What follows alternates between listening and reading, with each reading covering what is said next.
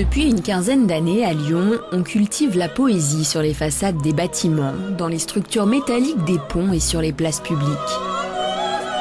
Chaque 8 décembre, la ville célèbre sa fête des Lumières, mais c'est toute l'année que Lyon développe son expertise dans ce domaine. L'éclairage du palais de l'Ermitage à Saint-Pétersbourg, des tours Petronas de Kuala Lumpur ou de la Ménara de Marrakech ont toutes été pensées ici. Pourtant, derrière toute cette poésie se cache une réalité et un défi majeur, la nécessité de réduire la consommation d'énergie de la ville. Lyon a entamé en 2006 la rénovation totale de l'éclairage public et a recours à des ampoules de basse consommation. Mais agir au niveau de la ville ne suffit pas et des changements devront être impulsés au niveau international par les gouvernements. Euronews a rencontré à Paris Fatih Birol, économiste en chef à l'Agence internationale de l'énergie. Le docteur Birol est l'auteur du rapport sur les perspectives énergétiques mondiales, une publication de référence consultée par les spécialistes et professionnels de l'énergie à travers le monde. Vous dites qu'il faut une révolution énergétique. Comment cette révolution doit-elle se produire ? Si vous voulez lutter contre le changement climatique sans provoquer des changements majeurs dans le secteur de l'énergie, vous n'avez absolument aucune chance d'y parvenir. Donc, quel genre de changement dans le secteur de l'énergie ? D'abord, je voudrais voir plus d'énergie renouvelable qu'aujourd'hui. Des énergies plus agressives, en particulier l'éolien, le solaire, l'hydraulique et la biomasse. Deuxièmement, je voudrais que l'énergie soit utilisée de manière plus efficace que ce n'est le cas aujourd'hui. La manière dont nous utilisons nos voitures, nos ampoules, nos ordinateurs, cela doit être plus efficace. Troisièmement, je voudrais qu'il y ait plus d'énergie nucléaire dans la répartition globale de l'énergie, et en particulier dans les pays pour lesquels c'est acceptable, parce que le nucléaire ne produit pas de dioxyde de carbone. Ce sont donc quelques-unes des solutions dont nous maîtrisons la technologie.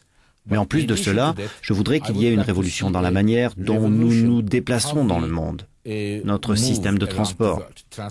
Passer progressivement d'un système basé sur le pétrole à un système basé sur l'électricité serait bénéfique pour lutter contre le changement climatique.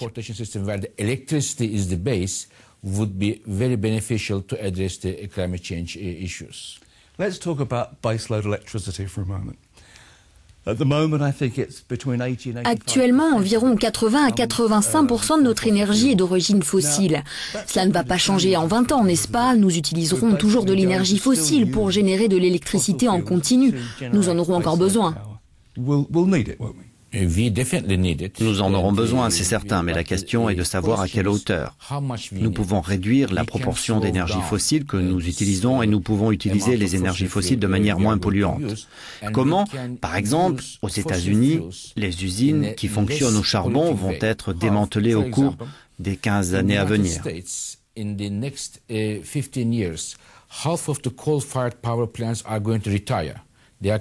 Elles arrivent au terme de leur cycle de vie économique. Donc c'est une opportunité pour les remplacer par des usines qui fonctionnent au gaz naturel ou avec des énergies renouvelables ou nucléaires. C'est pareil en Chine. Aujourd'hui, une grande partie de l'énergie chinoise est issue du charbon. Et la Chine pourra aller vers le renouvelable ou le nucléaire. Donc nous allons compter sur les énergies fossiles. Mais nous compenserons en quelque sorte en utilisant moins d'énergie qui émettent des gaz à effet de serre. Nous espérons également pouvoir utiliser des techniques pour capter le carbone et le stocker. Nous pourrons peut-être utiliser cela aussi.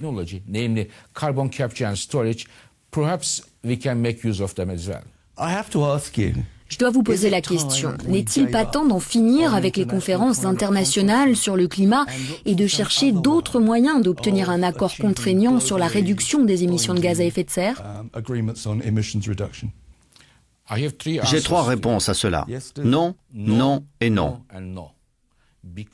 Parce que si nous ne pouvons pas rassembler ces pays, il est impossible d'obtenir une réduction significative et rapide.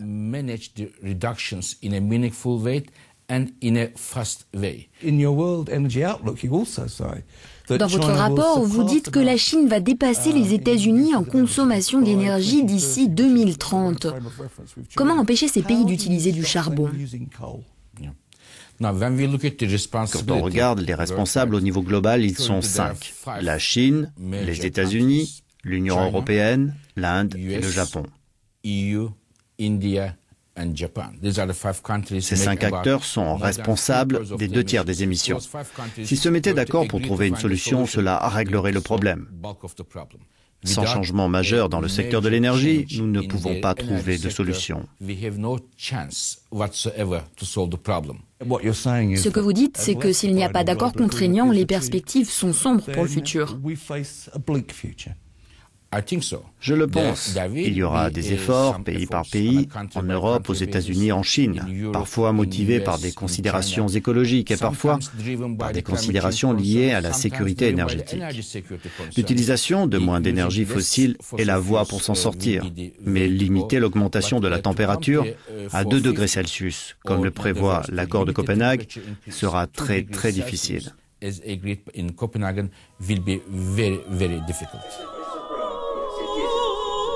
Dans la deuxième partie de notre programme, nous partons pour Fribourg, en Allemagne. Fribourg qui a réduit ses émissions de CO2 de 20% sans avoir recours au nucléaire ou à des véhicules électriques, mais avec des idées d'une surprenante simplicité.